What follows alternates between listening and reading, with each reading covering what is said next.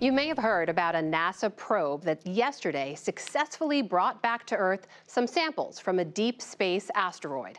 It took 4 billion miles to get them, but researchers believe it'll be worth it. You may also be wondering just why scientists want these samples from what's essentially a huge rock flying through space. Well, Miles O'Brien is here to explain. CDL milestone, we have confirmed parachute deployment. It looked like one of those nail-biting rover landings on Mars. But the team in this mission control is savoring a safe arrival on this planet of some precious pieces of an asteroid.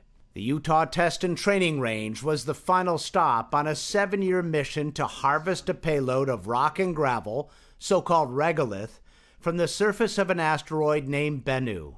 Then we heard main chute detected, and I literally broke into tears. And I'm probably going to do it right now just thinking about it, because that was the moment I knew we made it home. University of Arizona planetary scientist Dante Loretta is the principal investigator for OSIRIS-REx. And then these up here are the actual images that we acquired on the spacecraft. I first met him 2 years after launch, when the spacecraft was homing in on Bennu. I caught up with him again a few weeks ago. Bennu is a very rare type of asteroid in the inner solar system. It's incredibly dark, darker than asphalt, and we believed that that meant it was rich in carbon, which is the essential element for all life on Earth and key to our origins investigation. Origins, as in the origins of life on Earth. Asteroids are rocks left over from the formation of the solar system 4.5 billion years ago, orbiting in the deep freeze of space ever since. Anything mixed in, like water or organic chemicals, likely remains pristine. Earth, on the other hand, is a geologically active place. In its early days, it was made up almost entirely of magma, not a cushy berth for life. But what if vast swarms of asteroids, like Bennu, bombarded Earth just as it was cooling down, say, about 4 billion years ago? We believe they delivered the compounds that are essential to making the Earth a habitable world. The water that's in our oceans, the air that's in our atmosphere, and the organic material that makes up our bodies and all life forms on Earth. That's what makes Loretta and the team so excited about bringing some asteroid regolith to Earth. They cooked up a creative approach to collecting the sample, the touch-and-go method, kind of like a pogo stick. Just make a brief, maybe 5-second contact, scoop up as much material as you can, and then back away with that treasure safely in hand. The Bennu Bonanza is destined for hallowed ground in the world of space retrieval missions. NASA's Johnson Space Center, the keeper of the Apollo moon rocks. Bennu's regolith will reside nearby. Scientists are anxious to get busy running the rocks through a gauntlet of tests. They've done several dress rehearsals to get ready.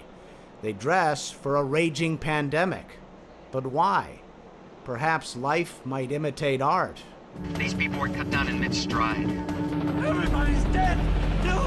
In the 1971 film The Andromeda Strain, a satellite crashes in New Mexico and infects Earth with a virulent extraterrestrial pathogen, killing nearly everyone who comes in contact with it.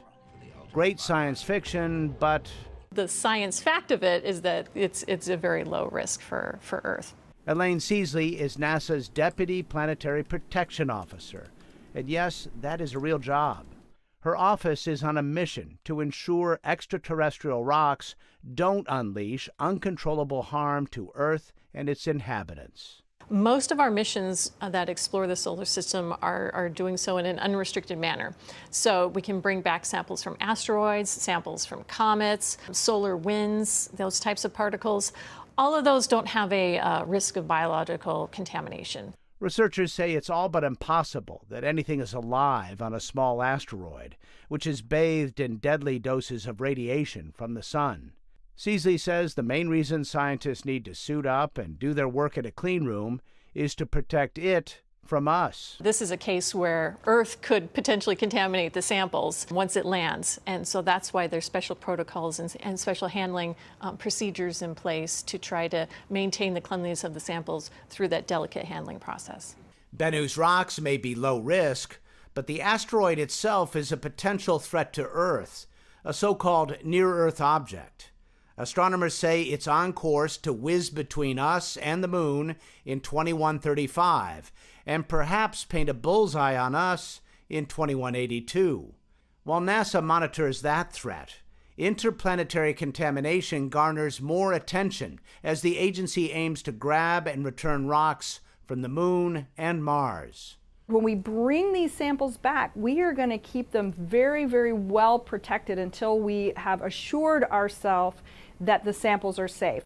Lori Glaze is NASA's Planetary Science Division Director. She heads the team at NASA that, along with the European Space Agency, is planning a mission to retrieve and return rocks from Mars in the next decade. The first phase of the mission is underway. NASA's Perseverance rover has been gathering and sealing up small pieces of the Martian surface for a few years. Planetary scientists think its location, the Jezero crater, was warm and wet 3.5 billion years ago, a great place to search for signs of ancient life. But they don't expect to find anything that's alive now. The current environment on the surface of Mars is incredibly harsh. It's cold, it's dry, it is exposed to the sun's radiation, which we know kills off organic materials and breaks it down. So it's highly unlikely that there's anything alive there now, but what we might see is the kind of fossil remnants of early microbes and pre-microbial life. A Mars sample return mission is the holy grail for scientists like Dante Loretta. He says it's all well worth any slim risk akin to the Andromeda strain. Finding life on Mars, especially an independent origin of life, would be one of the most profound scientific discoveries in human history. It would be as important as when Copernicus showed us that the Earth was not the center of the universe and that, in fact, the Earth revolved around the sun. It's that huge of a mind shift because all of a sudden it's like two planets, one system, both had the origin of life. Life has to be everywhere. And maybe the best messengers of the ingredients of life were asteroids. Bennu might help unlock that secret once scientists begin their careful work, equal parts probing and protecting. For the PBS NewsHour, I'm Miles O'Brien.